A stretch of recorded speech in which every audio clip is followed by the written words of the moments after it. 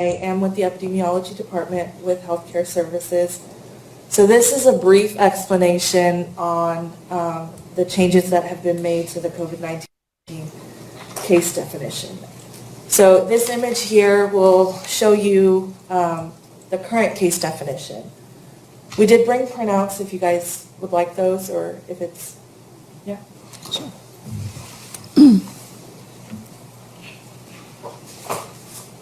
Thank you, Asha. So currently, a confirmed case of COVID-19 was considered confirmed if there was a positive PCR lab result for COVID-19. Meaning if they got the swab testing done and it came back positive, that would be what we counted as a case towards COVID-19. If you didn't have lab results, if you just had symptoms, we could not count you as a case. So regardless of the contact you may have had with a confirmed case or symptoms, if there was no testing, you were not counted as a case. So in this image, we have the confirmed case and their possible contacts. And the total cases out of this is only one. And then if we go to the next page, the new case definition. So for confirmed case, it stays the same. You still just need PCR. But now they've added a probable case definition. So that still gets counted towards the case count. It's different. It's not confirmed. It's probable, but it's still a case. Meaning if you use another testing method, not PCR, and if you have close contact with a confirmed or probable case, and if you did that lab work that was not a PCR, you could be considered a case with or without symptoms. They also updated the definition for deaths related to COVID-19. Previously, prior to this definition, it was only if you had a positive PCR result that you would be counted as someone who died related to COVID-19. Now that lab testing is no longer required to be counted towards that. So that's just the language for the definition, and this next slide, the new probable case definition. So Can I just ask a quick question? So back on the previous page, the new probable case definition with FDA-approved positive lab with or without symptoms, do you also have to have the positive lab along with close contact, or is the close contact with confirmed or probable cases a separate identifying thing? So I'll explain this further. Okay, sorry, okay. No. It's just an overview, gets kind of confusing. So this is the different options that we have for probable case definition. So if you do the FDA-approved testing, which right now is serology, looking for antibodies, IgG, IgM, you have to have the clinical criteria. And if you don't have that, and then you have the EpiLink, then you could still be counted as a case. So if we look at the yellow box here, that's the approved testing, right? If yellow, you have the test, and then you have any of the blue, you're a probable case. If you're yellow and you have any other close contact, which doesn't mean you're sick, you're a probable case. And then if you don't do any of that lab work, and then you get sick and you were a contact of a case, you are then counted as a probable case. So the clinical criteria that they have defined is at least 2 symptoms of fever, subjective or measured, chills, rigors, myalgia, headache, sore throat, new smell and taste disorders, 2 of those, or 1 of cough, shortness of breath, difficulty breathing, or evidence of pneumonia without an alternative diagnosis and severe respiratory distress. So there's many ors and then there's many ands. So in order to be counted as, to see if you meet the EpiLink definition, you have to be a close contact of someone who's a confirmed case of COVID-19 or a probable case, or you came to a location where it's endemic. Right now, Texas has stated that they are considering the state as an endemic area.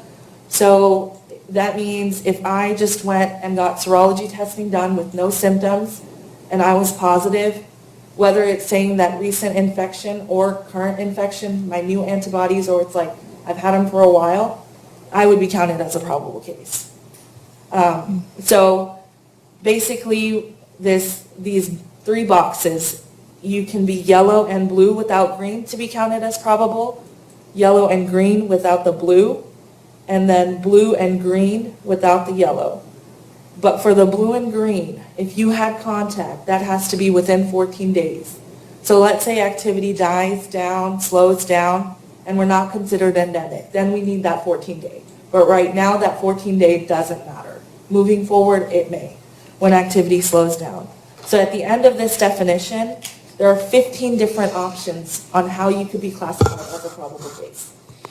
Before we go into from the 15, you're talking about the expansions? Yeah. Is that what you're about to go into, the probable expansions? Or are you So- talking about just the variables here? These variables, there's Okay. 15 ways to. Yeah, let's go into that then, and then we'll ask questions. Okay, so that same scenario, a little bit more extended. Now, if we look at it with the new probable case definition, where some individuals had the FDA-approved testing of IgM, IgG, some individuals just had contact with someone who is classified as a COVID case, whether they are confirmed or probable. So at the end of this, based on this diagram and what they report, there's a total of 17 cases now.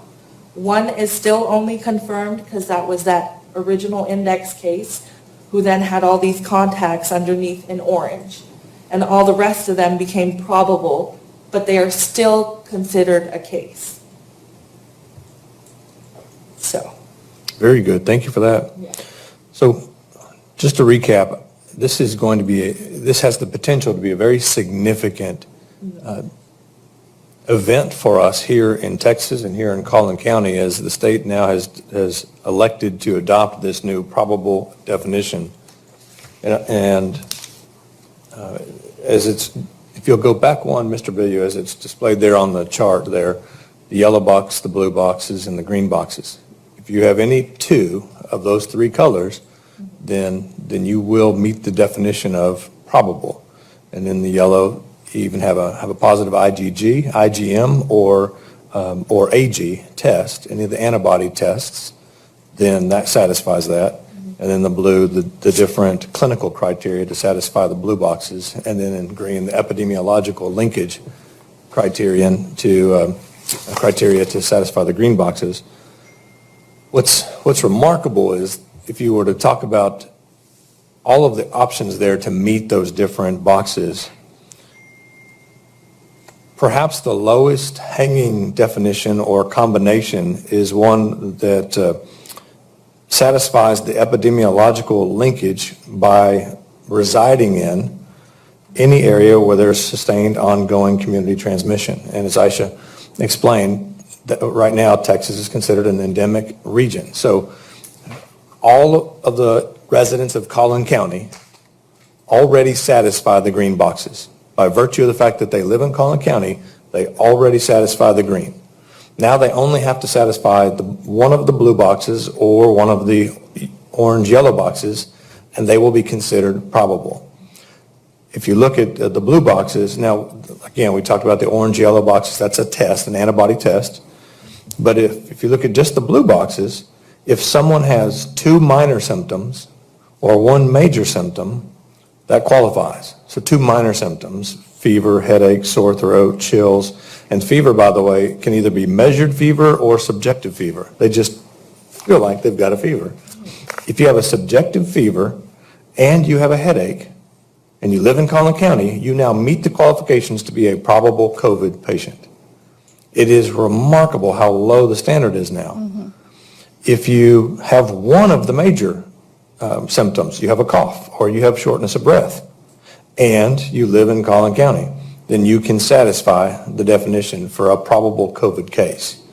So I don't think it can be overstated here that how much this could be taken out of context and could be giving a false narrative to our citizens and to our community.